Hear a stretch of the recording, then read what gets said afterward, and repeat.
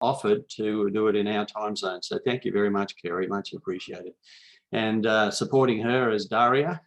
Daria is with ADRA UK. Unfortunately, she's leaving soon, but I tried to offer her a job, but if she didn't accept it, but if any of you have got a position, put it in chat and offer her a job. She's a program person with ADRA UK. We'll try and keep her in the ADRA family. And Telma's with ADRA Brazil, and she's a meal coordinator there. And if you want to read some of her work, go onto the ADRA Brazil website and get it translated like I had to, and you can read a good article on there that she's written. And of course, this morning we have Beryl with us, and Beryl's just observing, and but welcome Beryl, and Anita from ADRA, who will soon be ADRA South Pacific, is working for us soon, and also Anna Downing, Anna's with ADRA New Zealand. But welcome to all of you. I'll get you to just remember that in the chat section, you can put your questions in the chat section if you can. I'd ask you to put your mics on mute during the presentations. But in the chat section, you can put your questions there and they'll be monitored, and then we'll try and answer them along the way. If not, it'll be a question and answer time at the end. This will be very dynamic and interesting, very informal, Kerry said, so we'll have some breakout sessions, so it should be fun. I'm looking forward to it. We'll get you to introduce yourself, but as you do, well, last year, if you could turn your screen on so we could put a face to the name, would make it a lot better. In fact, you could have your screens on all the time if you wanted to, but so do you want them to introduce themselves now, Kerry, or do you want to speak first? Go ahead in the chat if everyone can introduce themselves in the chat, and I'm doing it right now so everyone can see. I'm trying to type it right now. So yeah, if everyone wants to, I can't spell apparently either, put it in the chat like that. That'd be really great. Excellent. Awesome. Thank you, Anna. Yes, perfect. Okay. Thank you so much, Greg. It's a pleasure to be here. We're really excited to be able to do this. When Greg came to emailed me about this, I was like, yes, I really want to be able to do this for the South Pacific Division. And those that weren't able to join us live for the last CFRM webinar, I know with time zones it's very difficult, but we felt that this was really important. So we wanted to do this live for you all. So without any further ado, I will continue. So this is just a little overview of what we'll be going over. Why is accountability important? What is a CFRM? What's the difference between feedback and complaints? How will they be collected and who will collect them? And then what do we do with them after we've collected it? So as we go through, we will be stopping in between the different sections to have some discussion if you have any questions, things like that. But if any questions arise while we're talking, either myself or Daria, go ahead and put that in the chat, and we'll either answer them through the chat or live, or we'll discuss it while we do this training. So yeah, if you have any questions about that, let us know, and let's keep on going. So, as you know, MEAL, or if you didn't know, MEAL stands for Monitoring, Evaluation, Accountability, and Learning. And today we're going to be focusing more on accountability out of MEAL. And just as a reminder that MEAL replaces M&E in the ADRA network. So what is accountability? Simply put, it's taking responsibility for our actions, and this is a NORAD definition that we've taken. So taking responsibility for our actions, using our influence responsibly, doing humanitarian work that follows the do no harm principle, and giving our project participants the opportunity to judge and assess our actions. So what are we accountable for? So we're accountable for meeting our project participants' needs as best as we can. We're also accountable for delivering high quality programs, using the donor's money in the way it was intended to, and following and upholding the ADRA Code of Conduct and all organizational policies that we have in place. And more often, you guys probably all know this, but donors are really putting more emphasis on accountability these days, which is really good. But it also, we have to be a lot more accountable too. We need to be more systematic about it as well. So this is something that we need to be cognizant of. So who are we accountable to? So there's 3 different sections that we've broken this down to for accountability. This would be project participants and their communities. So increasing communities' power and inclusion, transparency about program design and implementation, but then also our partners. So local ownership of programs, having funding channeled transparently, engagement in stakeholders networks. And then we're also accountable to our donors. As we said, we need to make sure that we're using the money that was given to us responsibly. So this includes transparent and timely reporting, and effective intervention, through stronger donor partnerships.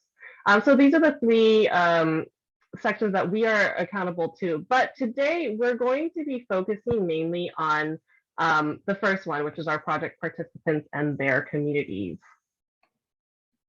And now I will hand it over to Daria. Great, thank you, Carrie. So I will just add a little note to say, if you are interested in accountability, we did a separate webinar about the accountability guidelines a couple of months ago, and that's all recorded and on eNet. And that goes into more detail about the points that Carrie's just mentioned. We're not going to be looking at it in much detail today, but we can share the resource to that later. So if you have any questions about that, always feel free to reach out. But today we'll be focusing specifically on community feedback and response mechanisms. I think that's what we have called them in the ADRA network. You might also know these as beneficiary feedback mechanisms, or complaints mechanisms, or feedback and complaints mechanisms. There's a lot of names for them in the sector, but essentially they are just ways to collect feedback about the projects that we do, to make sure that we can capture any issues, any problems that communities might be facing, or project participants, and also that they provide ways for us to respond quickly and in an appropriate manner. It also gives us the opportunity to fix things that aren't working in projects. So perhaps participants are unsatisfied in some ways, or they have suggestions for what can be done differently to meet their needs more effectively. And community feedback and response mechanisms allow us to meet these needs and to make sure that we're doing all we can to make sure that the project participants feel satisfied with our projects and they feel they can contribute.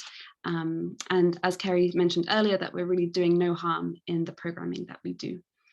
So if we go to the next slide, we'll just talk a little bit about why CFRMs are important. So the first point that we wanted to highlight is that it really helps us meet project participants' needs in the best way possible. We know that communities have a right to give feedback on their programs, as they are the primary participants, and we design our projects and programs with communities in mind. They also help us to identify and address any issues, especially serious ones such as fraud or corruption or sexual exploitation and abuse that may arise. And sometimes it's tricky for communities to be open about these things, and in different cultures it might be more challenging also, and we can talk a little bit about that later in this webinar. It also is a way to demonstrate accountability to project participants. So you are probably familiar with the core humanitarian standard. The accountability guidelines and the CFRMs that we have worked on for the ADRA network are in line with CHS Commitment 5 specifically, which is all around communities having a right to provide feedback and complaints. And I think really importantly, it's a way of building trust with communities. So when they see us responding to feedback and listening to them and acting on the feedback and suggestions they provide, it's a way to show them, to build trust with them, and then show them that we are kind of serious about meeting their needs. And hopefully it will also encourage communities to come with more serious complaints, because they'll know that ADRA is an organization that will address them and will react quickly and appropriately.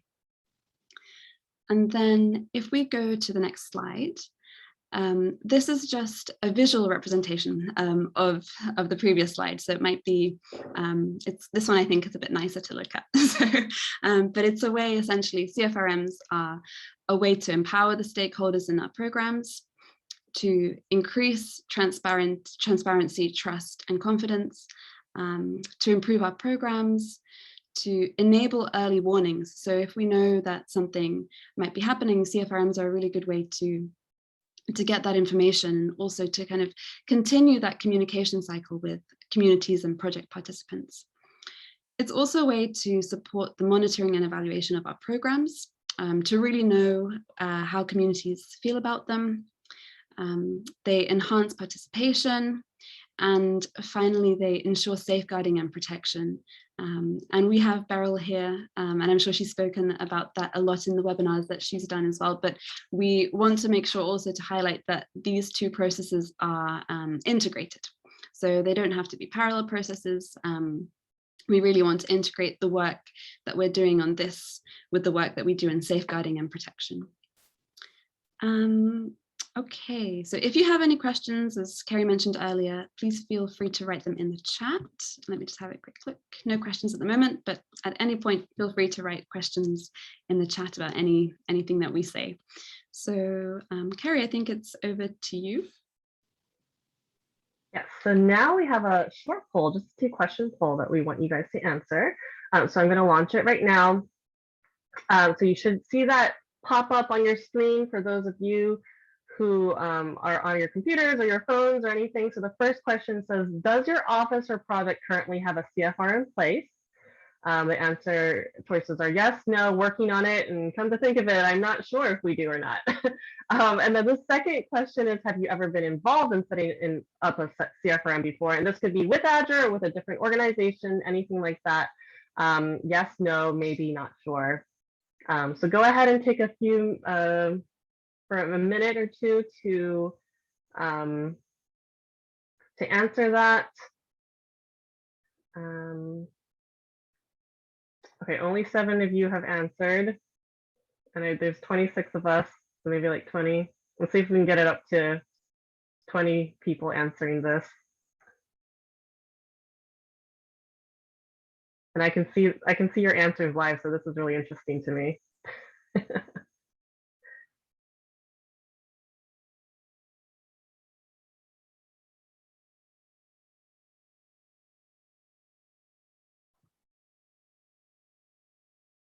About 12 of you have answered now. Let's see if we can get it up, a couple more people to answer.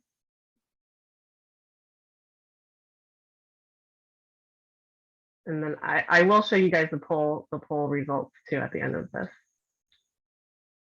So.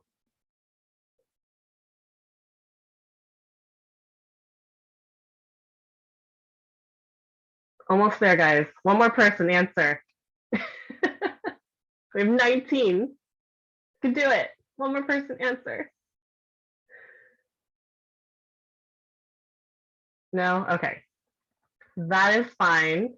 I will close the poll now. So I'm going to share the results now.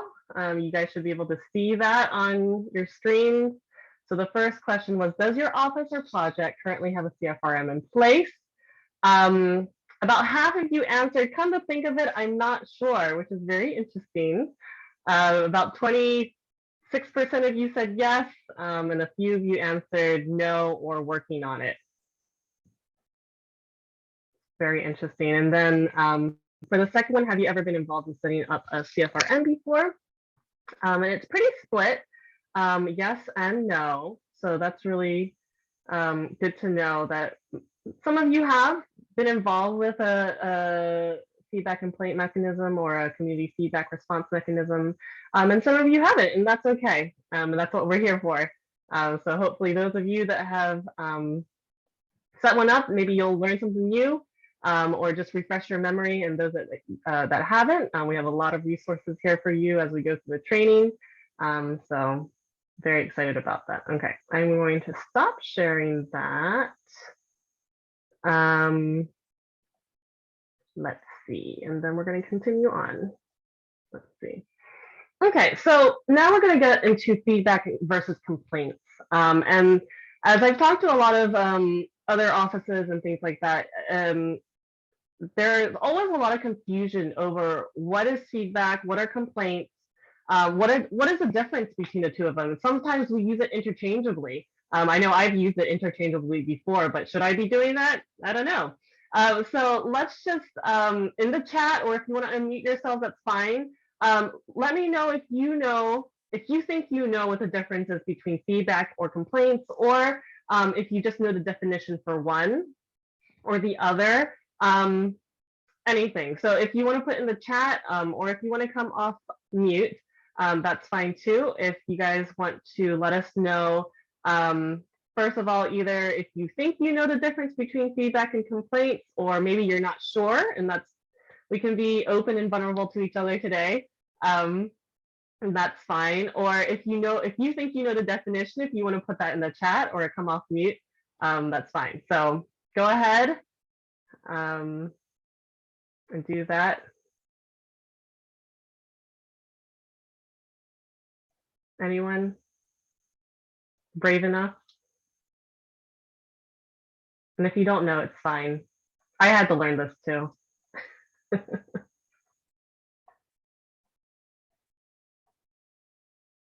Thank you, Greg. Yeah, so feedback can be positive reinforcement. So, Jules, go ahead.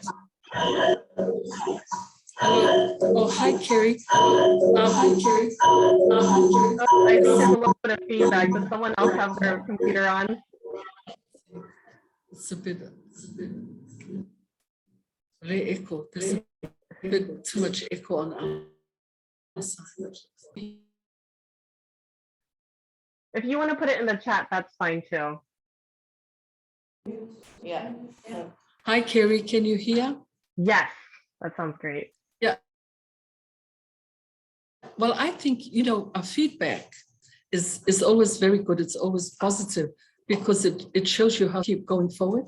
Complaints, sometimes we think we don't need it, but it's absolutely necessary because it encourages us to do better. That's the difference. Great. Yeah, that's great. Thank you so much, Julia, for coming off mute. And we have some in the chat. Feedback is general response, complaints, negative response. Feedback is more lessons learned, could be anything coming from the community. Complaints is more specific. Complaints are often negative. Feedback is constructive. And Rima said feedback can be both negative and positive. Paulini said feedback is us giving our feedback about the project. As beneficiaries use the information to improve the project. Complaints allows the process to start. Okay, these are really good, guys. Thank you so much for participating and letting us know your thoughts on this. So we're going to continue on. Let's see. Okay, there we go. So what is feedback? Feedback is generally information shared by the project participants to the organization, and it can be positive or negative. A lot of time it is positive. So praise about our works, or maybe suggestions to improve the project, questions about maybe the participant selection, or the activity choices, things like that. And feedback is sometimes informal, and it also can be addressed informally during monitoring visits. Although it should also be always shared with any of the program staff and recorded on a logbook, which we'll touch upon in a little bit. And it also provides insight into how project activities are perceived or how they will be implemented. And someone had written in some article that I had read that feedback are thoughts, feelings, and perceptions about a product or a service. So I thought that very nicely and succinctly into that. So what are complaints? Complaints are specific criticism of anyone who has been negatively affected by ADRA's actions or who believe that ADRA has failed to meet a stated commitment. They can be about non-sensitive issues, such as dissatisfaction with the activities, or it could be about sensitive issues, such as fraud, corruption, sexual abuse, or harassment, things like that. It can express dissatisfaction about the standard or quality of assistance provided, or it can relate to the misconduct by staff or volunteers. And just a reminder that project participants have the right to complain if assistance is not appropriate, not relevant to their needs, not as promised, or if there's a serious breach of the ADRA Code of Conduct. So complaints are usually more serious and more formal than feedback, and are negative in nature. So now we will go over the 4 different levels of feedback and complaints that might be received. So the first one is about information requests and feedback. So again, this could be maybe about the selection criteria, praise of our work. Maybe somebody just wants to know what the place and time of the distribution or activity is. It could be suggestions about changing the items being distributed. Maybe that's not working out for everyone. So maybe they're just, wanting to give feedback about, this might need to be changed in the NFI kit, things like that. The second level is minor complaints. So this could be anything about missing items from a distribution package, issue with a cash transfer or voucher, dissatisfaction with the participant selection process, or dissatisfaction with the distribution process, lack of support or follow-up. And then we're going to go on to the third level, which is major complaints. This could be about poor quality of items distributed, nepotism, favoritism, or discrimination. And nepotism is really a form of favoritism, and it's which are granted to relatives and friends. So nepotism is the practice among those with power or influence favoring relatives or friends, especially by giving them jobs or preferential treatment or anything like that. So that could be a major complaint. It could also be about unsafe distribution sites or activity sites, theft or verbal abuse. So these all come under the major complaints level, which is the third level. And then now we have the fourth level. And this is the sensitive complaints. This is something to be very aware of because it includes corruption, misconduct, sexual harassment, exploitation, and abuse, child abuse, and fraud. And just remember that sensitive complaints need to be taken very, very seriously. There should be a special procedure and policy in place for this at your office, not just at the project level, but also at the office level. And Anna had actually asked a question earlier to us about whether or not the country director needs to report it to ADRA International or if it should come to relevant support offices, since there are requirements to report to the donors. And this should really happen simultaneously. So the country director should be informed within 24 hours of this sensitive complaint. And then they will inform the regional office and ADRA International simultaneously. And then that will get the ball rolling. Beryl at ADRA International will get the ball rolling with what needs to happen with that. And there's a couple of different channels for that. So at ADRA International, or globally, I should say, it's called Ethics Point. And I know that at the South Pacific Division level, you all have AdSafe. So if Greg or Beryl, if any of you, if you want to put, if there's a link that you have that you can put in the chat, that would be great. Or if you want to add anything to that. Beryl is also here to answer if there's any questions about the sensitive complaints level or safeguarding or anything like that. But just be aware, from our side of things, just be aware that sensitive complaints need to be handled very seriously and carefully, and that your office needs to have some sort of policy or procedure in place for those that are separate than the other 2 levels. So okay, so we're going to do a little bit of an activity. Thank you, Greg, for putting that link in there. So we have a scenario here. After a cyclone, participant X has received an NFI kit that didn't have the soap that ADRA said it would have. And she shares this with the distribution team. What level of feedback or complaint is this? Is this information and feedback? Level 1? Is it 2, minor complaints? Is it level 3, major complaints? Or is it level 4, which is a sensitive complaint? So go ahead and put it in the chat, or if you want to come off mute, that's fine. Either one of these. So what level of feedback or complaint is this?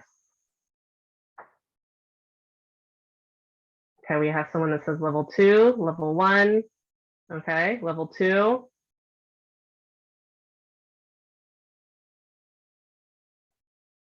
Level 2.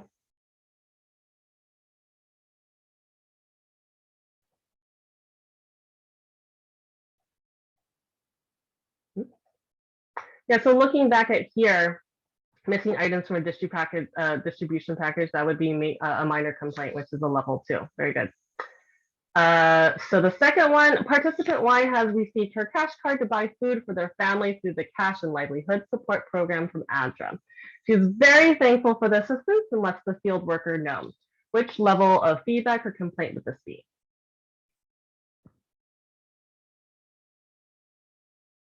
Go ahead. Oops, I don't even have my chat open. Okay. Good. If you said level 1, you are correct. This is about praise for our work, which would be level 1.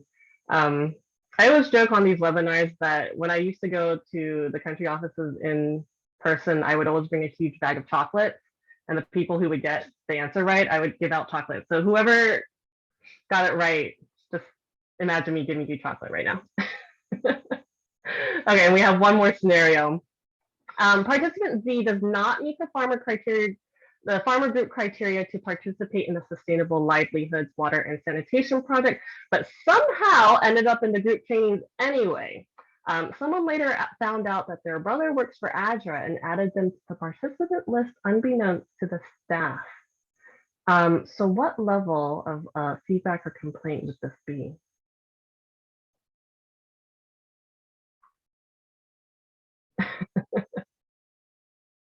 I will send chocolates. Yes, Greg.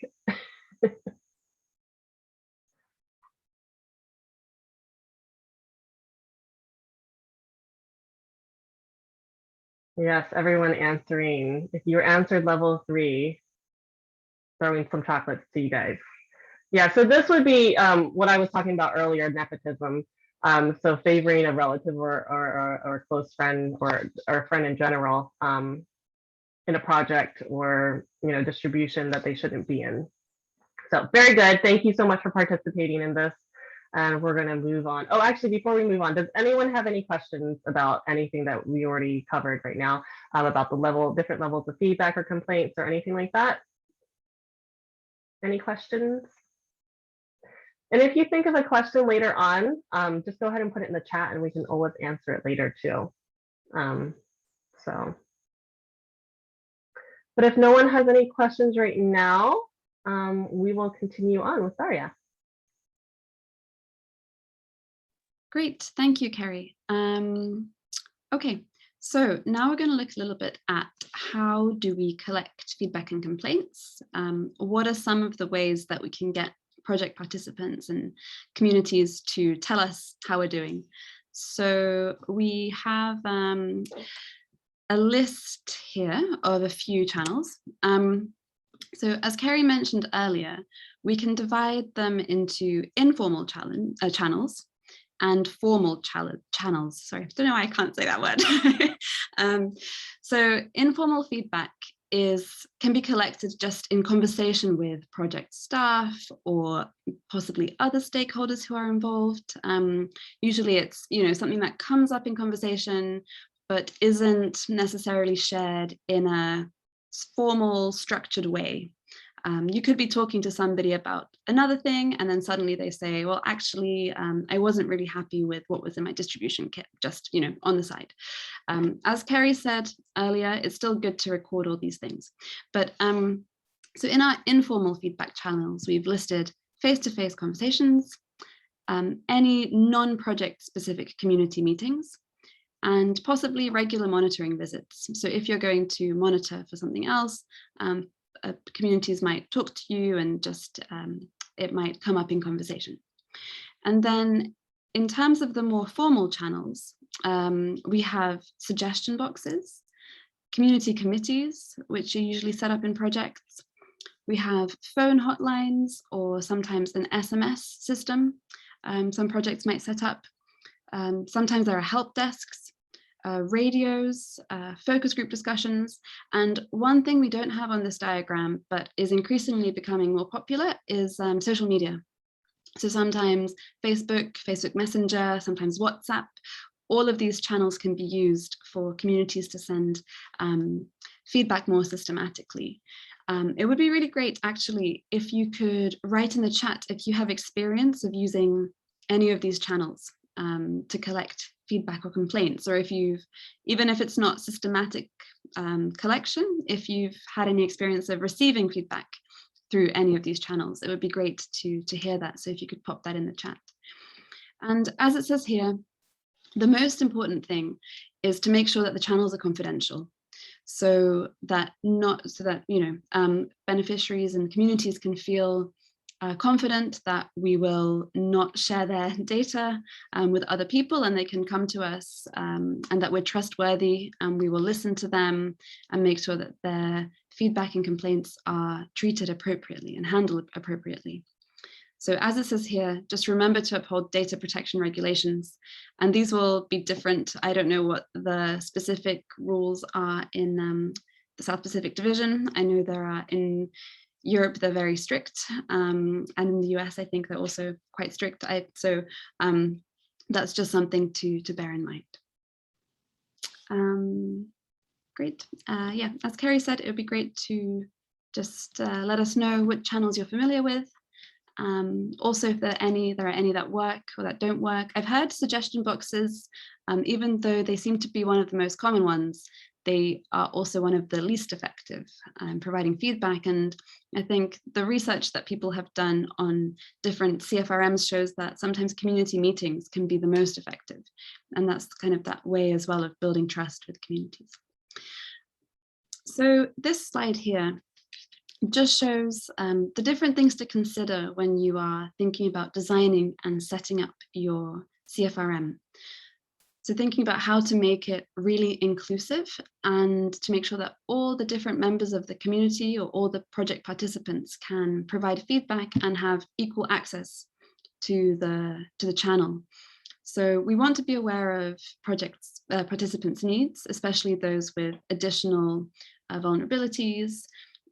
So, for example, for people with disabilities, it's important to consider holding community meetings in a space where they are able to attend.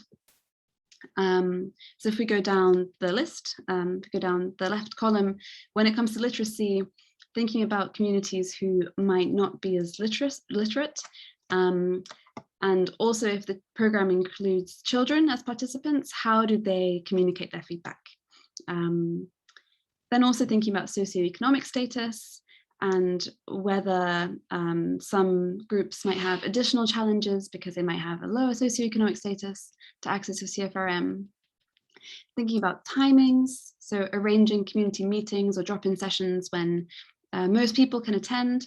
So sometimes women have additional duties and can't always attend meetings at the same time as men. And also then thinking about gender. In some cultures, men and women can't be in the same area or the same room, or women might feel they can't be as honest or speak about certain issues in front of men.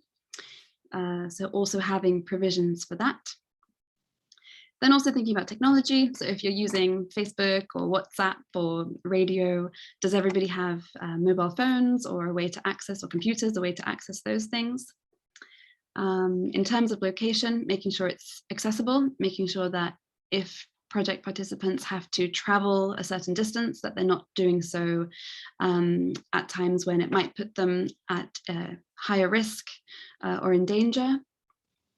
And then thinking about different ethnic groups. In some contexts, we're aware that ethnic identity might be a source of conflict. So when it comes to receiving feedback, making sure to have a diverse team that can represent the different affected groups, and making sure that everybody has somebody they feel that they can trust and go to with feedback and complaints. And then finally, language. So making sure your CFRM caters for all the different dialects and languages spoken in a particular community so that the feedback is understood. I see we have a few comments. Any questions? Sorry, let me just read what it says in the chat. Okay, so there's a great comment. Lots of comments around different types of channels. And then there's a question. So how do we deal with feedback that can't be given to project staff because people are afraid or unsure because they are marginalized? That's a great question. I'm wondering, I think we have a bit of time to pause here. Carrie, should we pause here and just address that? Brad, would you be able to say a little bit more about what you mean? So is it the challenge of collecting feedback so that no feedback comes in? Is that the question? Or is it because... Sure, if I can give a specific example, Darjan. So, look, several years ago, I was doing some consultancy work with another NGO, and they were working with some very powerless groups and children, and there were allegations of abuse by project staff. But of course, the children who had experienced the abuse were powerless, and they were very afraid that if they reported the abuse, then the circumstances would change to their disadvantage. They would be punished, or the project would be closed, or they would be persecuted by those who have power.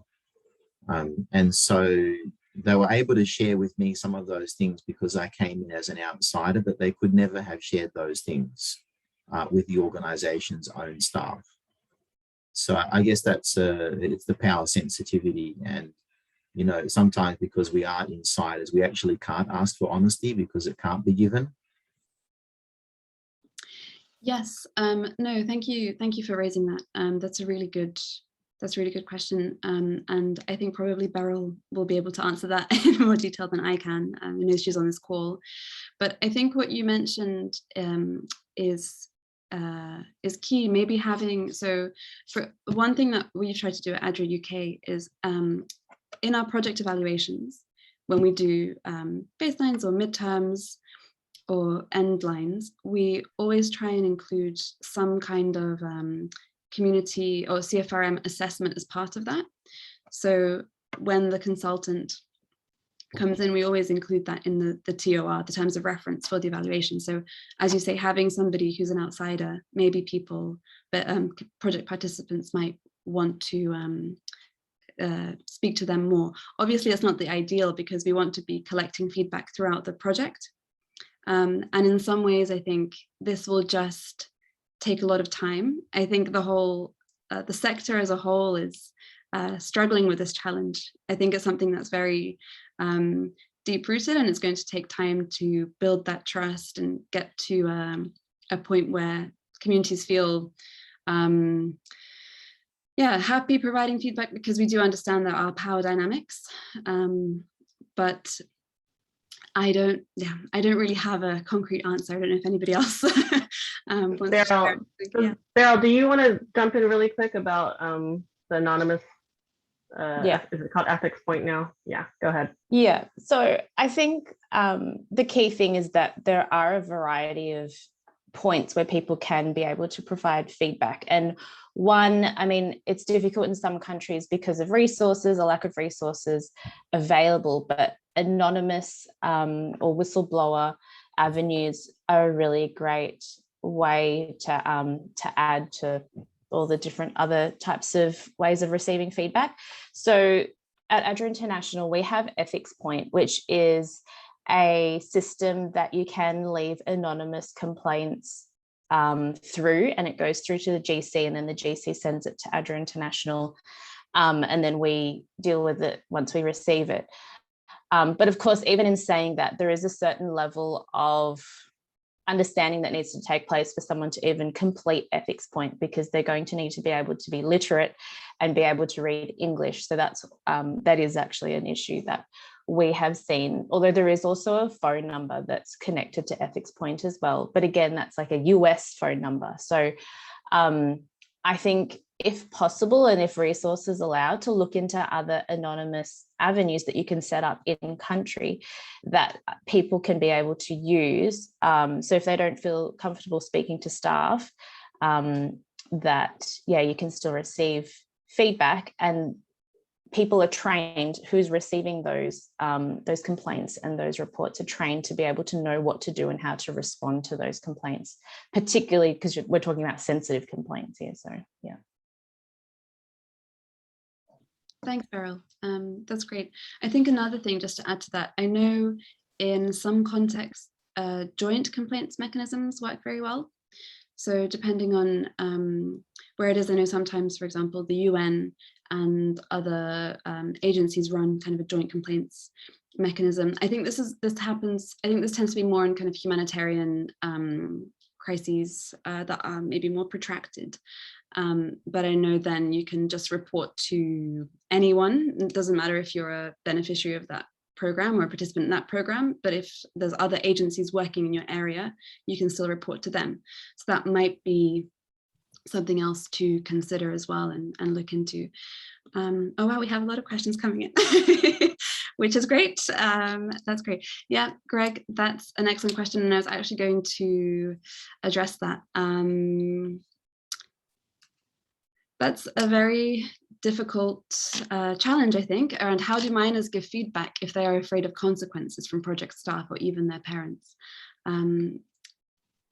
I think one of the things to emphasize with complaints and response mechanisms, or community feedback and response mechanisms, is that change won't happen overnight, and I think it's a gradual process.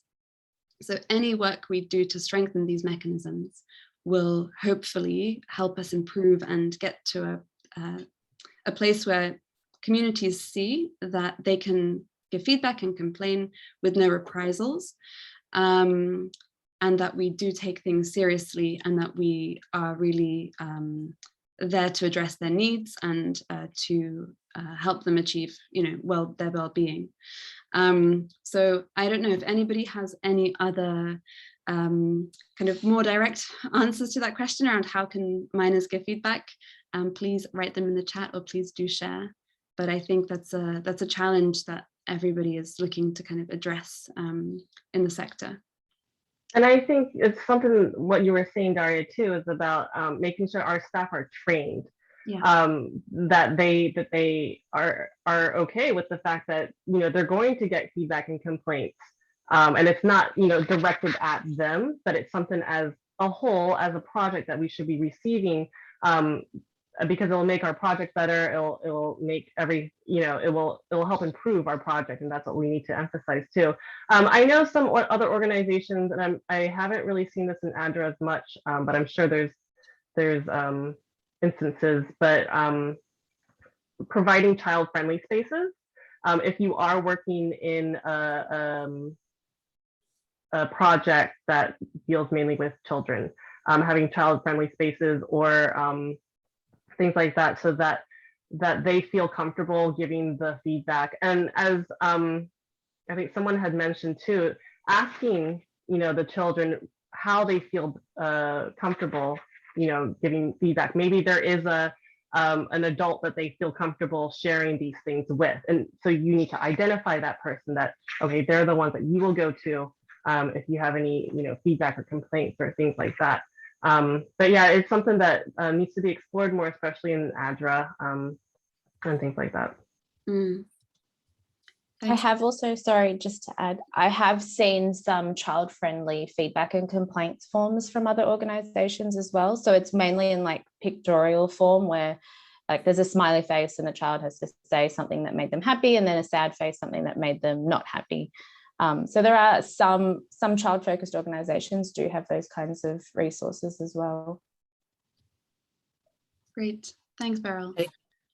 Can I just add one thing that to that question? In Brazil, one of the things that really helped us was to create a protection sector. So to deal with any sensitive situation, we had, like Carrie said, we had a person that was the protection sector person, the protection officer. And so any of these sensitive complaints or feedbacks were directed to or forwarded to this protection officer, who then knew how to deal with that. Knew the protection network, the local protection network, to be able to refer even beneficiaries to whatever they needed.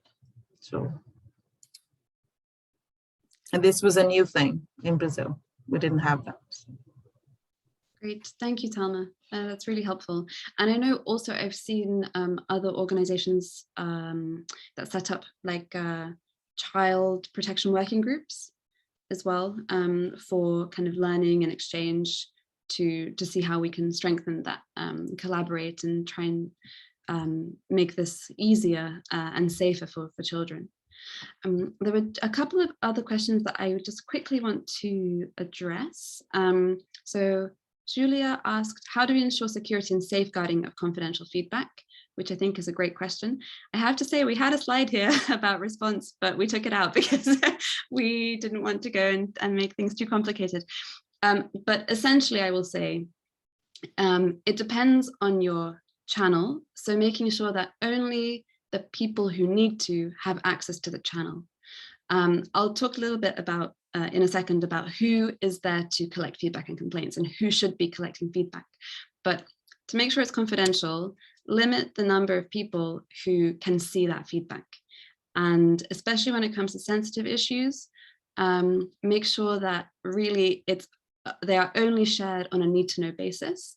And the details of the case are not shared, like with the whole team. But for example, with sensitive cases, it should be the country director, the safeguarding focal point, and then perhaps anybody else who's involved when it comes to kind of the investigation of that matter. But essentially, information should be shared on a need to know basis. And then I hope that answers that question. And Beryl, do you have anything to add there? I know it's no.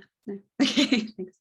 And then what do you do if you submit your feedback and complaint and it's not considered? That's a good question, actually. So it's not considered by the if it's not considered by the person you submit it to, you can try a different avenue. So for example, if a project participant tries to speak to like a field officer and that person doesn't or dismisses them, there should always be an alternative channel for them to provide feedback. So when you're designing your system, think about multiple avenues.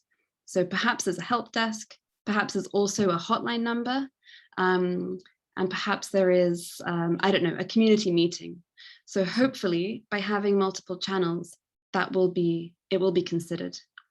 So it's making sure that, as I said in the previous slide, that you're looking at all those different accessibility challenges that people might face and trying to, this slide, and trying to mitigate those challenges to make it as accessible for everybody. I hope that answers those questions, but if not, feel free to just type in the chat. Okay, I think we can move on to the next slide. So here, yeah, as I said, just wanted to quickly talk about who is able to collect feedback and complaints. So given your context, it's really important to decide who's the most suitable person. When it comes to face-to-face conversations, it's probably field staff who are working in the communities on a daily basis. When it comes to focus group discussions, perhaps it's the MEAL officer. Dialogue might be a bit more structured, and that person might be best suited. With social media, it could be the communications officer. When it comes to hotlines or text messages, it could be, you might have a focal point, you might have a safeguarding focal point, you might have a MEAL officer. It really depends. But the most important thing to say is to make sure that the staff are trained, so they know how to receive the complaints and also how to escalate the complaints if they're level 3 or 4 especially. We had a case recently in a project where field staff were sitting on a really important PSEA issue for like, I think 2 weeks before they escalated it. Really, we want to avoid those kinds of situations and make sure that important issues go to the right person at the right time. And again, just to reiterate, when it comes to the gender issue, make sure that there are female staff who can also collect feedback and complaints, or staff maybe of different ethnic groups, if that's a challenge, just to make sure that people feel comfortable and they have somebody to speak to. Okay, I hope that makes sense. Can we go to the next slide, please, Carrie? I think these are my slides. Oh, sorry. Okay, go ahead. I mean, unless you want to. Yeah, go ahead. By all means. Okay, so we're going to talk a little bit. Let me go back. We're going to talk a little bit about what do we do with the collected feedback and complaints now that we have it. So the first thing is where will the feedback and complaints be recorded? Who will handle the responses? Who handles and responds to the feedback and complaints? And then when and how will you respond to the feedback and complaints? So these are different questions that you need to ask yourself when you're setting up your CFRM. And the first one, so where will feedback and complaints be recorded? They should be recorded in some sort of logbook. I've mainly seen Excel sheets being used. You could use an actual like paper, pen, logbook if you wanted to. But just make sure that you have all the necessary information, and also that you're disaggregating the feedback and complaints according to the appropriate levels. So maybe making sure that you can look for all of the level 2 minor complaints in one section, so you know that this will go to maybe the program coordinator and they will handle all of that, something like that. And also, as Daria had mentioned earlier, these really need to be on a need-to-know basis. Not everyone should have access to this logbook. Maybe it would be the MEAL officer and your safeguarding officer that has access to this, and then maybe they'll share it to the country director, or maybe just the program manager and the program director would have access to this. So you'll need to decide in your project or your office who will have access to this logbook, because we need to keep this confidential and just on a need-to-know basis. So who handles and responds to these feedback and complaints? So just having clear reporting and referral pathways created, so you know which staff are best positioned to make the decisions. And that's kind of what Daria was talking about. So maybe the informal face-to-face conversations, maybe those are being handled by the field staff, and then the field staff would report that to the project coordinator, and then the project coordinator would either respond directly back to the project participants, or maybe the field staff are able to give that answer right away in the field. So you need to be able to make kind of a flow chart to show who's best positioned to receive, but also handle and respond to the feedback and complaints. And then when and how will you respond to the feedback and complaints? So we want to make sure that reasonable timelines are chosen to respond to these, the feedback and complaints on all 4 levels. So maybe responding to information and feedback might be either immediate if it's like an informal request, or maybe it'll take a little bit longer. Minor complaints, for example, maybe you'll say we'll respond to it in no more than 1 week, or no less than 1 week, I should say. But as we said, serious complaints or sensitive issues, sensitive complaints, sorry, those need to be handled within 24 hours. So just go ahead and in your project, in your office, decide reasonable timeline for all of these based on internal policies. And we do have a SOP on eNet that you guys can fill out that will really be helpful for your office in these 3 different things. And now I'm going to show you a logbook example. This is actually ADRA Myanmar's logbook example. I've been working with them with a project. So their first section, as you can see, is all about the personal information. Section 2 is about details and feedback, details of the feedback or the complaint. And then the third section is the resolution process. They keep this in an Excel file on a need-to-know basis. We do have a logbook template on eNet that you guys can have access to. And you can adapt it to your needs. And I'm reaching out to ADRA Myanmar to see if I can put this one as well onto eNet so that you guys can look at it. Let's see.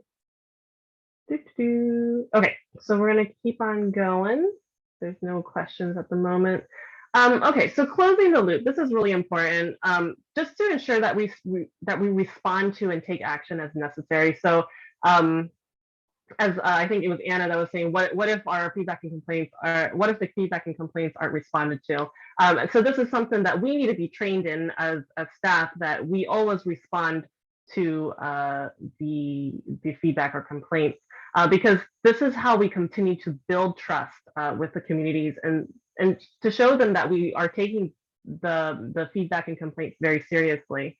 So we're going to start on, hopefully you can see my mouse on this side where this little arrow is, and it says beneficiaries aware of the CFRM and is confident to give feedback. Then the feedback is given through the mechanism. The feedback is received, acknowledged, and recorded by staff. Feedback is reviewed, analyzed, and investigated, and a resolution is decided, and a response is given to beneficiary and action is taken. And this is called closing the loop, making sure that we respond to.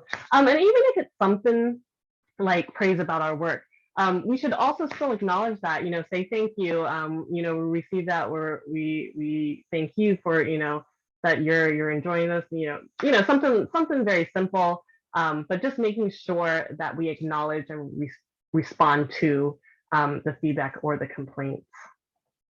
Do we have any questions? Let's see. Okay. Yeah, thank you, Greg, for putting that link in there. And yeah, there's a list of, and we'll show you a list of the resources that you can find on there at the end. If you have any questions, please put them in the chat or let us know. We're going to continue to move on. Let's see. Okay, so adapting the CFRM. Just know that sometimes our CFRM may need to be redesigned to be more inclusive, usable, or maybe more awareness might need to be raised in the community. And just a reminder that not receiving any complaints or feedback doesn't necessarily mean that we're doing an amazing job at implementing the project. I mean, there might just be challenges with our project participants accessing the CFRM, or maybe they don't feel comfortable with the channels that we've chosen. And maybe they are facing other challenges or barriers to accessing the CFRM. So we really want to, if possible, talk with the community to gain more insight on the issues they are facing in accessing the CFRM. And maybe it's something that we didn't consider. Maybe we didn't talk to them beforehand. I know one of our projects before, it was very rushed, to get the proposal out and to get the donor to give us the award and things like that. And so in the project, they said, we're going to use a hotline. We're going to use a hotline, and that'll be our main channel. But it turned out that all of the project participants, or most of the project participants, didn't have access to a phone. And even if they did have phone, they didn't have enough money to buy, the phone credits to be able to use that. And so that was a barrier that they realized when they started the project. And so they had to adapt the CFRM, and they chose, I think, focus group discussions or something like that. And that worked a lot better. So yeah, we just need to make sure that we're constantly talking to the community, making sure this is what they want, what they need, and what they're comfortable with. And also, making sure that they're aware that is that the CFRM is something for them. I know in a lot of our distribution projects, every single distribution, the project, the field officers, they'll tell the community, this is our CFRM. This is how, if you have feedback or complaints, this is how you use it. This is where it's located, et cetera, et cetera. And I know that a lot of places, or a lot of our projects, they have banners, just, right there with, either a phone number or the email address or the social media, things like that. And I know that's very helpful for the project participants in the community to be able to see that as well. And then also we need to learn from our CFRMs, because what is the purpose of us, collecting all of this feedback and complaints? So one, we want to look for trends and patterns in the data of the feedback and complaints that we're collecting. We want to find out the root of the issue and then address it. And then also, last but not least, and probably one of the most important things, use the information that you receive from the feedback and complaints to improve the project. Because if we're just receiving, the feedback and complaints, but we're not doing anything with it, we don't build the trust of the community. We don't make our project better. And so we really need to use all this information that we're getting to improve the project. Before I go on, because we have a little activity coming up, does anybody have any questions about anything that we've discussed, or any other maybe think something that we haven't touched upon yet?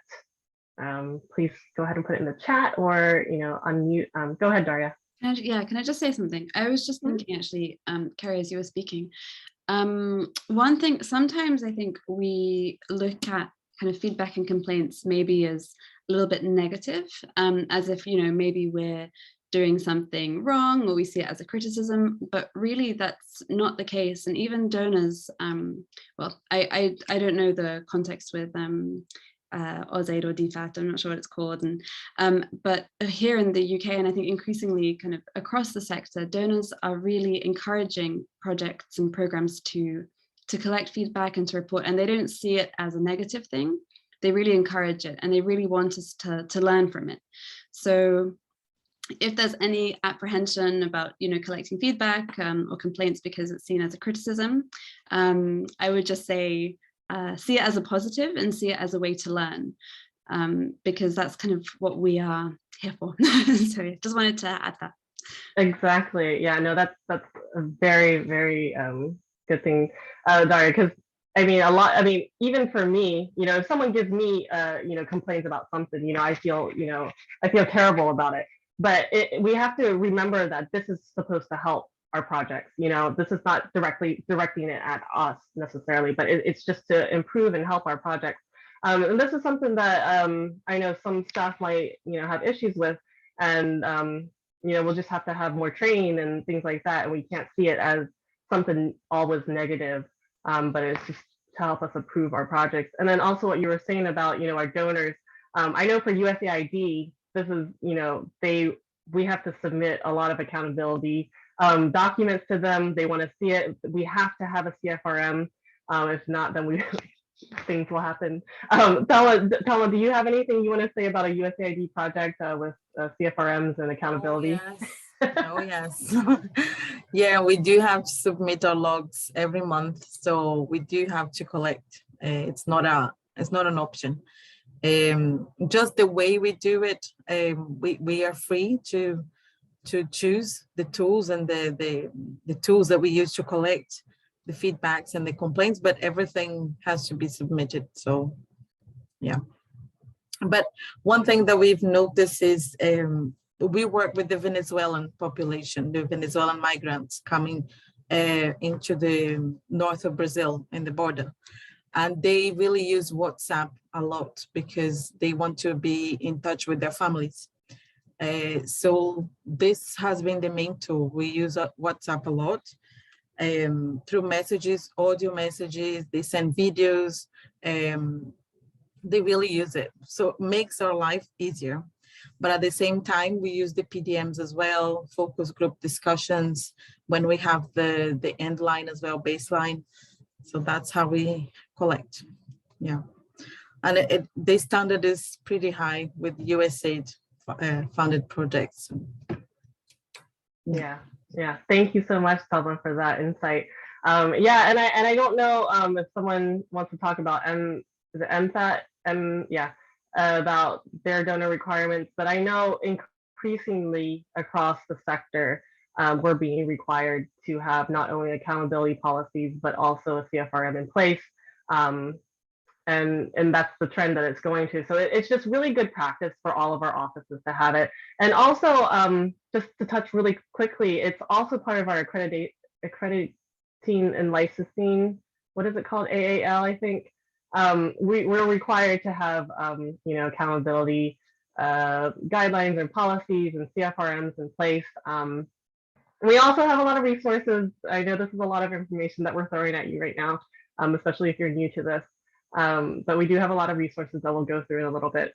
But anyways, let's do something a little bit more interactive. We're going to, we have 5 scenarios here, and we're gonna put you guys in breakout rooms really quickly. I think we should do like 5 rooms, maybe. So we're gonna put you into 5 rooms. You should have the group number up on the top. So if you're group number 1, choose the first one, group 2, second one, on and on. So go ahead, because I don't think there's a way for me to send this to you. So go ahead and take a snapshot of this on your phones.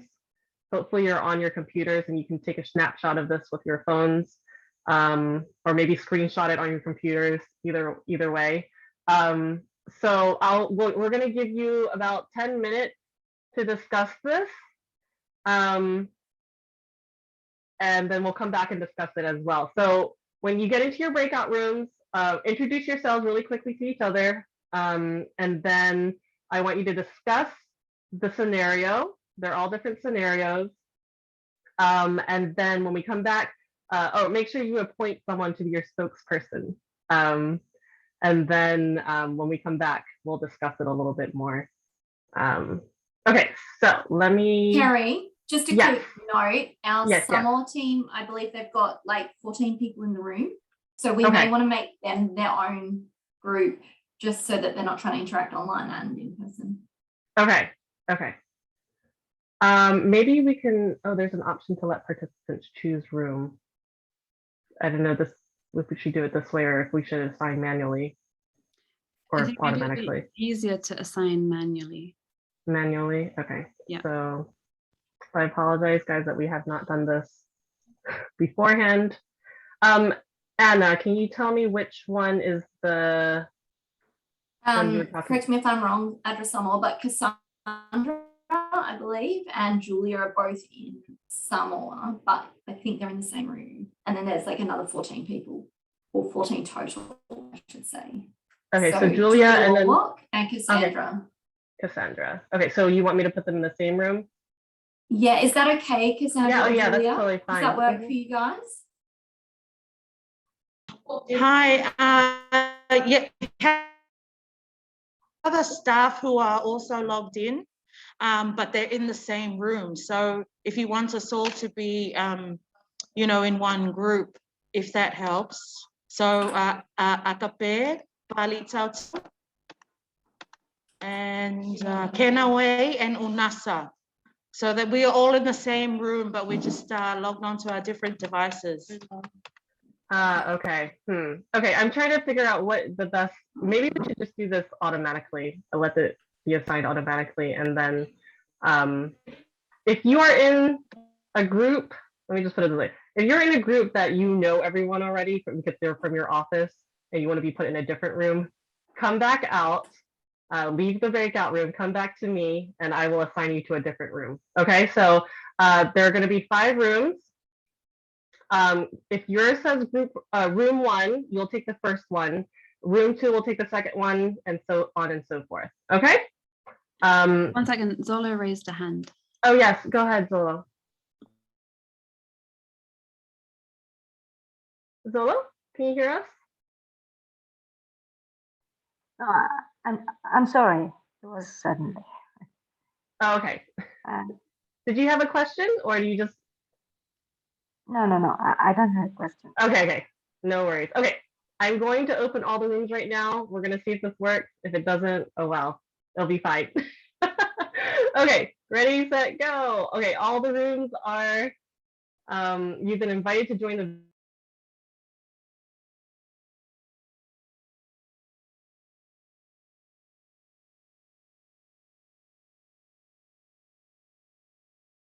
Hello.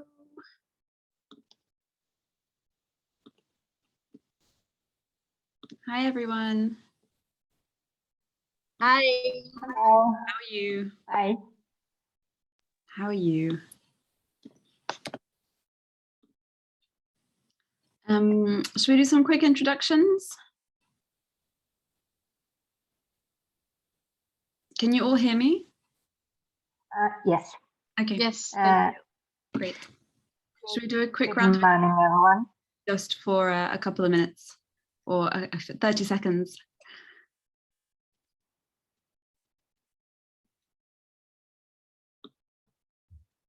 Would anybody like to go first?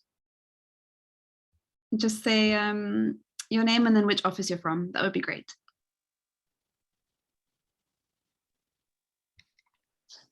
Good morning, everyone. I'm Zala from ADRA Mongolia. I'm program coordinator for our office. I Great. joined ADRA 5 days ago. Okay, great. New. Great. Thank Nice you. to meet you. Nice to meet you. And then we have Julia.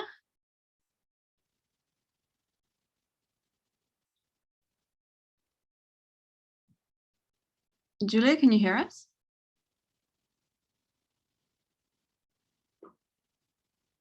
Or Raksha?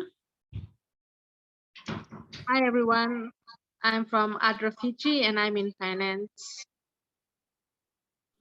Great, thank you. Nice to meet you. And then we have Rima. Hi everyone, I'm Rima. I'm with ADRA Fiji office, one of the finance managers. Oh, great, nice to meet you. Are you in the same room, Raksha and Rima? Yes. Okay, great. And then we have, hi, is that, how do you pronounce it? Yeah, that's Mesaki. Mesaki. Yeah, I'm with ADRA Fiji and I'm a project officer for one of the projects that's run by ADRA Fiji. Great. Nice to meet you. Nice to meet you all. So okay, so we have a, sorry, I muted myself. We have a scenario. I will paste it in the chat that we just need to discuss. Oh, I don't know. Okay, right, great. Can everybody see this?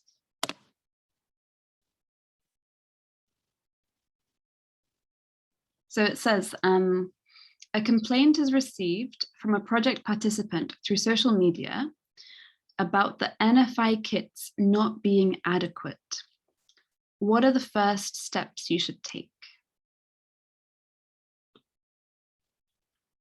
Can everybody see this in the chat?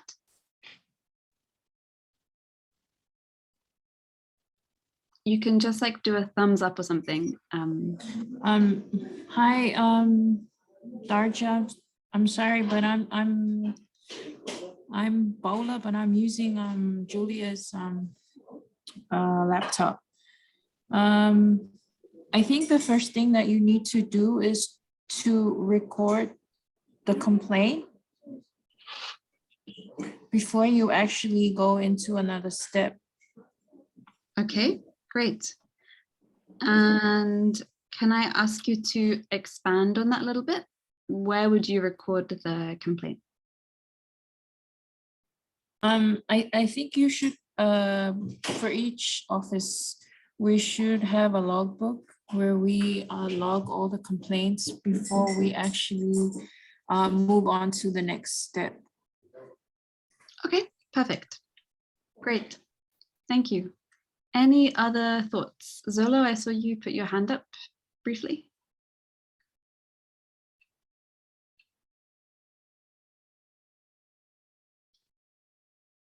Zolo?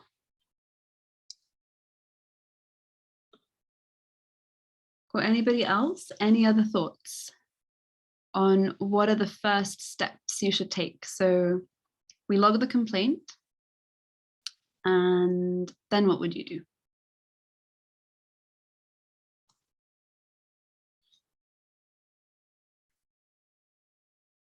There's no wrong answers, no right or wrong answers. We're just here to discuss ideas. So all ideas are welcome. Yeah, if log the complaints, then the next step will be raise it to the relevant immediate or the manager or the program. Yep. Yeah, I think that sounds good. So it's a complaint that's specifically about programs. I would say, so one question we maybe I should have asked before. So on that diagram of the 4 levels of complaints that Kerry shared, where would you fit this one? Would it be like level 1, level 2, level 3, level 4? Which level would you class this as?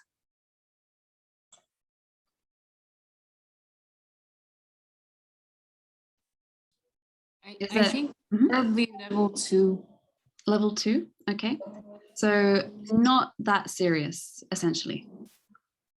So obviously, yeah, I think that's right. So it's not about fraud, it's not a safeguarding issue, it's not a protection issue, it's somebody who's unsatisfied about the goods they've received, essentially. Okay, so we could raise it, for example, with the project manager or the program manager. I think that sounds good. Rima has written in the chat, contact the person who posted and discuss the complaints and record the complaint officially. Yeah, that's interesting.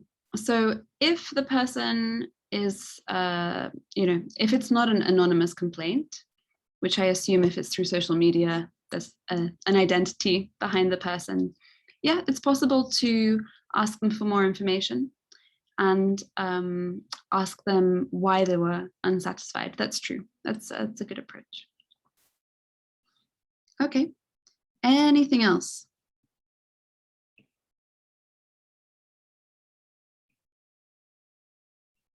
Any other ideas? Also, is there anybody who would like to share what we've discussed with the wider group? I feel like I've done a lot of talking today, so if anybody else would like to share, that would be great.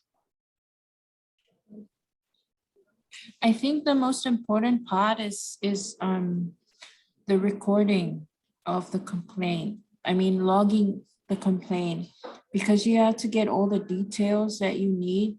So in order for the process to flow, you have to have all the details. In that way, it'll be easier for both sides to record and respond so that the client or customer is satisfied with what's been given. Yes, yes, definitely, definitely. Okay, so Kerry's closing the breakout rooms. We're going to go back to the main session.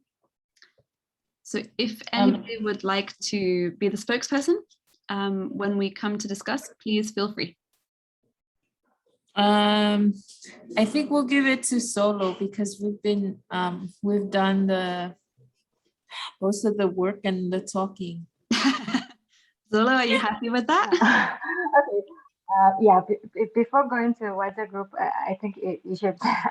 No, okay. Let me. Just a quick question before we go back to our discussion. Will we be able to share the presentations? Yeah, absolutely. We will. Oh, great. We will. Thank absolutely. you. No worries. Okay. Thanks. All the best, Solo. Okay. Thanks, Solo. Thank you.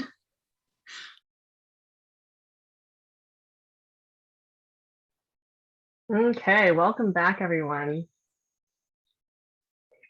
I think everyone is back, if I'm not mistaken. Apologies, that may not have been 10 minutes or 8 minutes or whatever I promised you. But I realized what time it was, and we're nearing the end. So hopefully you guys all identified one person to be your spokesperson. So in about 1 minute, if you guys could summarize what you talked about. So group 1, I'm going to call on you really quickly. Who is your spokesperson, group 1? We didn't get to that point of nominating one, but I can nominate myself because everyone got to speak and I took some quick notes. So in summary, our group suggested like focus group discussions or going, one-on-one house to house as need be. And we heard voices from Samoa, Fiji, Vanuatu, and New Zealand national projects. Another suggestion was taking the suggestion box around. And so for those that couldn't make it, they can still have that opportunity, put it in. We don't know who's because we're not going to empty it till the end of the day. If people struggle to write themselves with literacy, then we can offer our support to help them construct that. We also talked about emails in the New Zealand context. If they don't have access to phones, they've often got access to emails, so they can still email through. We've also talked about going through the local project leader, a pastor, a chief, a community representative, insert relevant person in relevant context, to go house to house as need be as well if they can't get around and if we're not in the community. There was also another suggestion of like a listening post where once a month, once a week, whatever it is, someone is in that position and everyone knows that they can come together and approach them to talk about it and share their concerns. Absolutely, that's fantastic. Thank you so much, Anna. And if anyone has anything to add to that, go ahead and put it in the chat. So group number 2, who is your spokesperson? Go ahead and summarize in a minute or less what you guys talked about. Okay, a minute or less, it'll be less than a minute. Okay. So we said that like a questionnaire with a suggestion box, but we also suggested that something that's a little bit more, I guess, independent or not connected to the health facility, so that the women don't feel pressured when they're putting something in the suggestion box that people will think, or they'll be looked differently otherwise. So something that's a little bit more secretive away from the health facility, so that it encourages people to give. And also because it's a 3 program, to conduct a baseline and endline data. And third point is PDM, post-distribution monitoring, health kits, hygiene kits, etc. Anyone else, group 2? Awesome. Yeah, if anyone from group 2 wanted to add anything, go ahead and put that in the chat box. Or if anyone else has any other suggestions from a different group, go ahead and do that. Thank you so much. Group number 3, in a minute or less, go ahead and summarize what you guys talked about. Hi, yep, this is Stephen, designated spokesperson for group 3.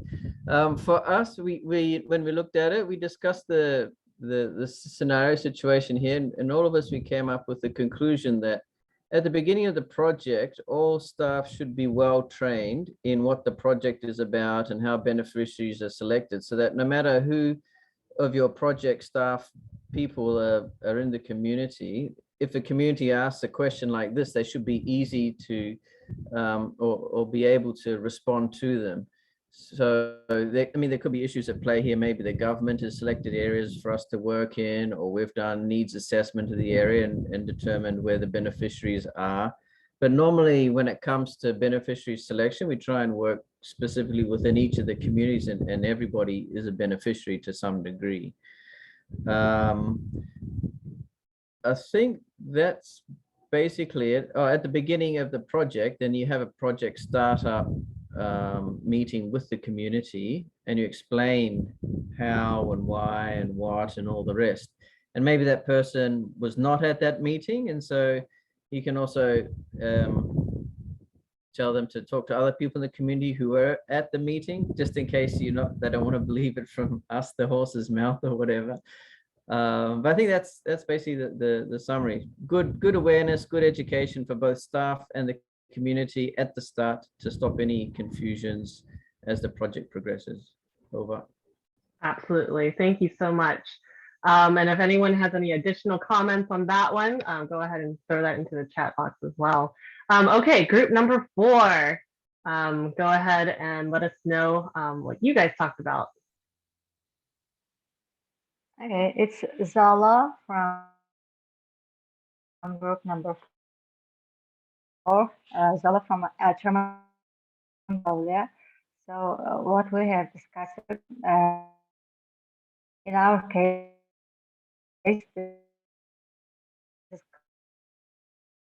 complaint coming through social media recorded in the logbook. Most of the offices is practicing the register of the complaints first thing. And secondly, mainly project manager, project coordinator should respond to this complaint. So we have left it as level 2 in the category of the feedback and complaint. So the person can be invited and to be discussed what he has received and why it's complained. Maybe the kit was not complete, and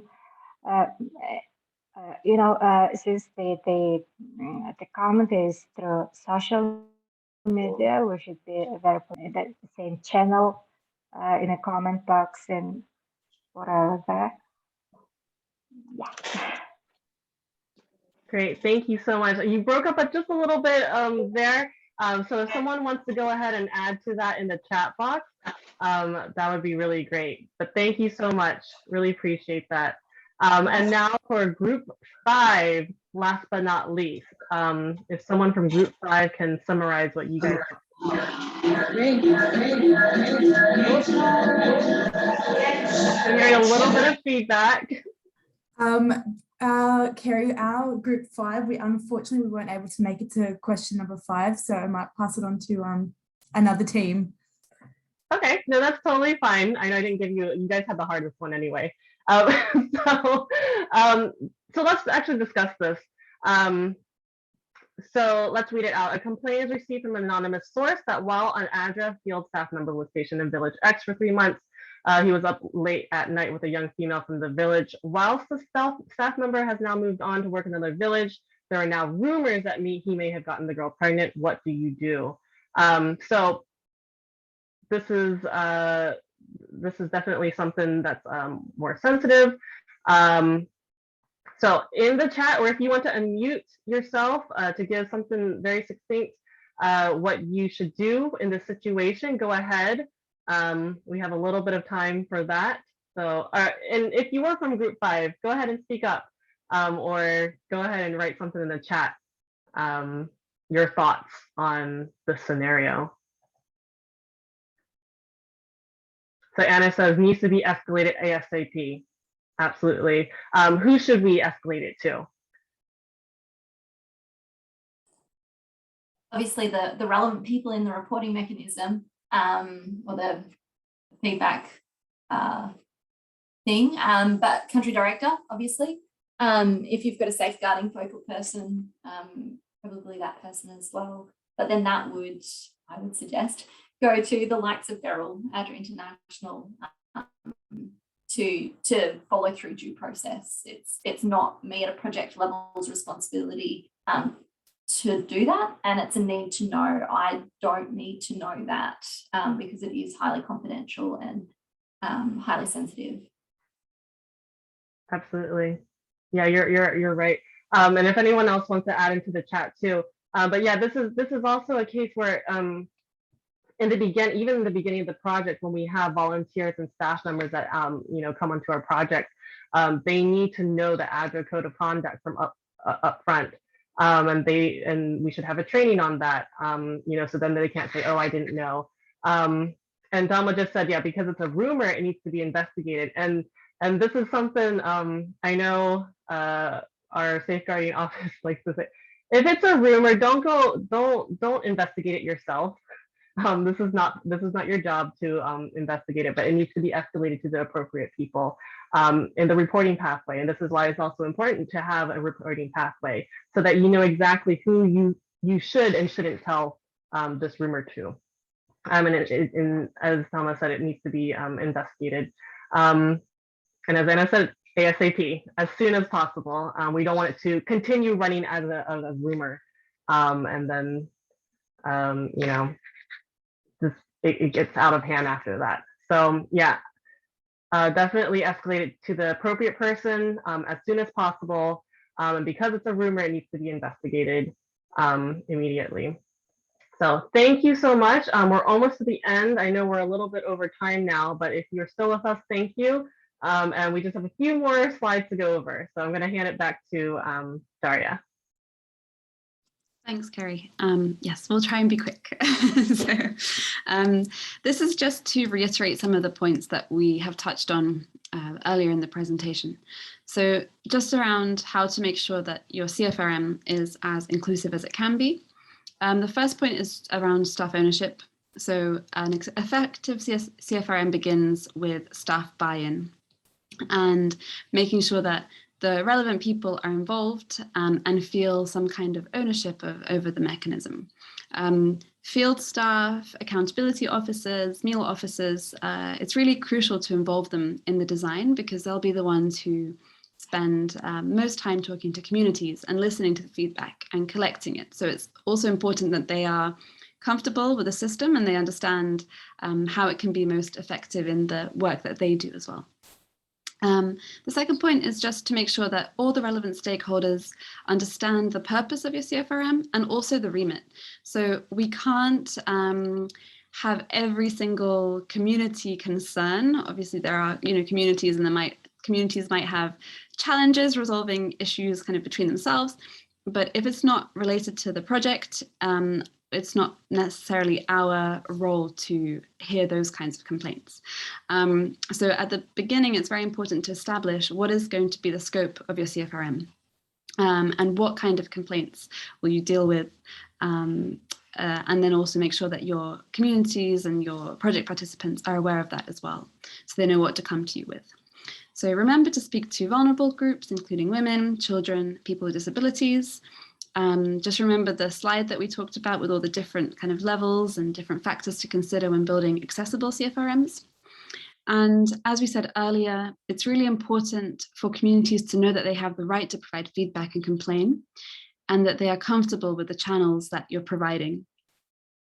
And again, different groups will prefer different methods. So when you're designing it, have those consultations, have the conversations with the communities, think about what will be easiest for them and what they'll feel most comfortable with, because you'll get better feedback that way. Okay, and yes, this is just a very quick summary of everything we've touched on. So just remember, when you're designing, when you're thinking about your CFRM, think about how will your feedback and complaints be collected? Who will receive the feedback and complaints? How will they be processed? How will the project respond to feedback and complaints? And think about your timelines as well, especially for sensitive issues, and the loop diagram that Kerry showed. So how will beneficiaries and when will beneficiaries know that their complaint or feedback has been received, and what will be the action and response? And then finally, how will you use the feedback and complaints in your programming to improve it and to meet beneficiaries' needs in the best way possible? Okay, I think that's it from me. Yes, thank you so much, Daria. And just really quickly, these are the accountability to affected population resources we have on eNet. And if you click on the link that Greg had posted, you can get there. I think there are two different places where they're at. And I will be sending out an email, a follow-up email after this, which will contain the recording, the PowerPoint that we've shown, some links to how to access eNet and things like that. So have no fear, we'll get this to you.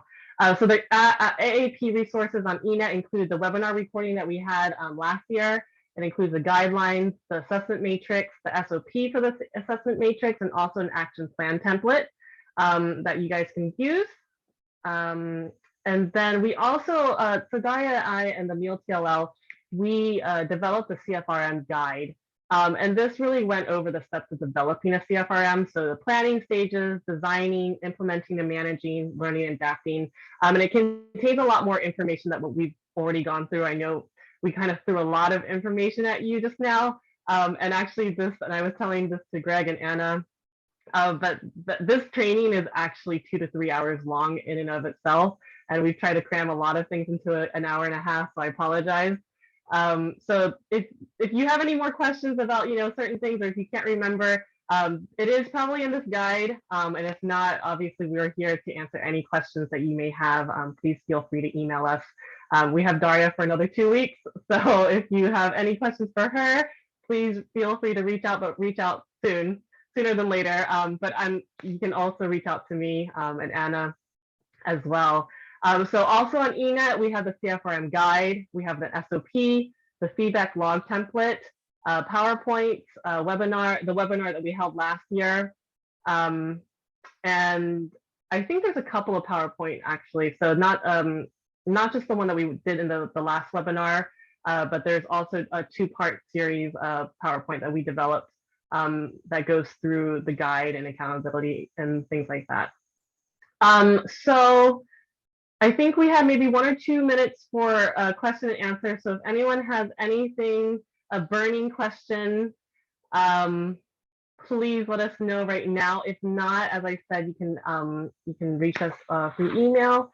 And also, hopefully, you guys are on HumHub. I know this is kind of the new platform that we're all migrating to. So we have a MEAL COP community of practice on HumHub.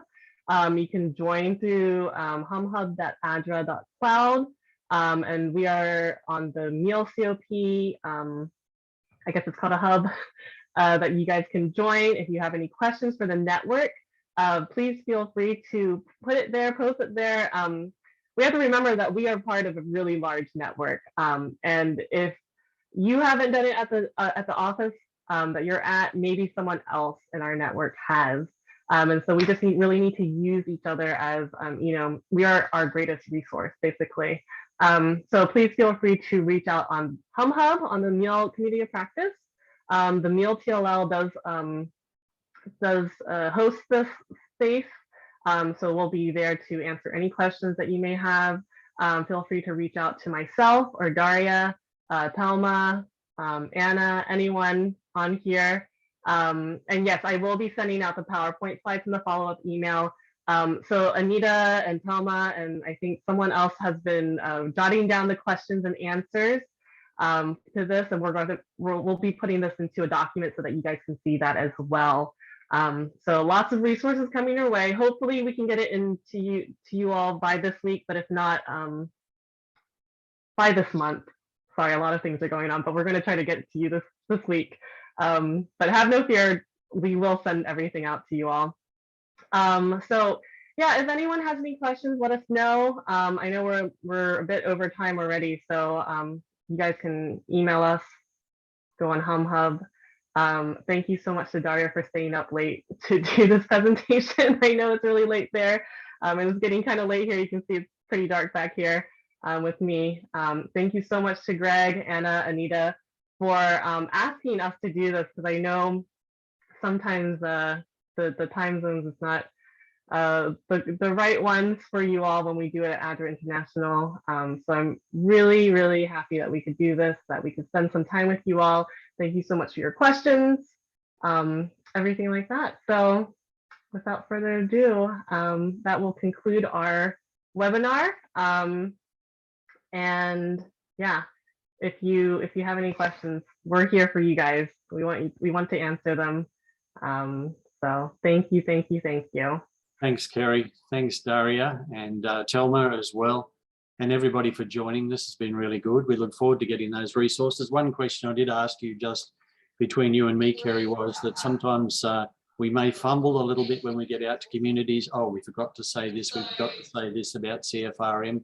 If there's a presentation of some kind or resources that an office can develop, contextualize for themselves, that they can actually, as they present to communities, and that nothing is missed, and they're able to present it the way it should be presented. So I think you said ADRA Myanmar was developing something. So if we could get a copy of that, it would be good, I think. So, yeah.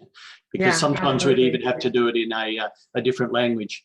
We take it for granted that everybody speaks English, but even in Australia, we don't speak good English. So yeah, it may need to be translated.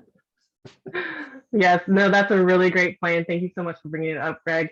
Yeah, I think ADRA Myanmar was developing something. I know we have a couple of other presentations that can be adapted on eNet. You can feel free to please take any graphics, any language from those PowerPoints, even this one, anything from the guide. But yeah, no, that's something that we can try to work on, and I'll see what ADRA Myanmar has. Hopefully they're developing it. I need to check back with them. But yeah, no, that's a really great thing to bring up, and we'll be working on it. Okay, thank you everyone. You can talk a bit longer if you like, but I've got to go and get a Moderna booster at an appointment. I'm going to have to really fly. So thank you. See you all later. Thank you, everyone. Thanks, everybody. Really nice meeting you all. Bye. Yes, great meeting you all. Have a really great day. Goodbye, Fatai. Goodbye. So far.